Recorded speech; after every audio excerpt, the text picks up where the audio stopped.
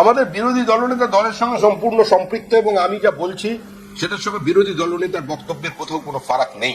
বিরোধী দলনেতা যা বলছেন এবং আমি যা কথা বলছি তার সঙ্গে কোথাও কোনো পার্থক্য নেই। বিরোধী দলনেতা একটা কথা স্পষ্ট করে বলেছেন যে যেখানে বিরোধী দলনেতা তো শুধু পার্টির দায়িত্বে নেই, তিনি পার্টির বাইরেও তার একটা নির্দিষ্ট বৃত্ত আছে, ওটা একটা সাংবিধানিক পদ।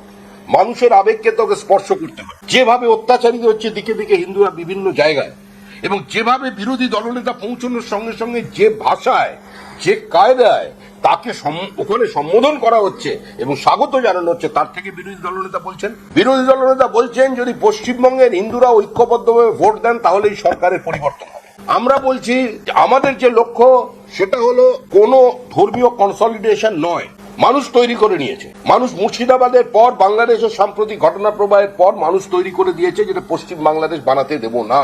বিরোধী দলনেতা বলছেন তোমরা যদি ভোট না দাও তাহলে বিজেপি ক্ষমতায় আসবে। আমিও একই কথা বলছি, আপনারা এর মধ্যে কোনো ফারাক করার চেষ্টা করবেন না। তবে আপনারা যেভাবে উগ্র হিন্দুত্ববাদ এসব শব্দ ব্যবহার করেন, হিন্দুত্ব কোনো বাদ নয় এবং এটা বিজেপির পথ নয়, এটা সাংবাদিকদের পথ। বাংলা হান্টের আরো খবর দেখতে নজর রাখুন। বাংলা খবর মানেই বাংলা হান্ট।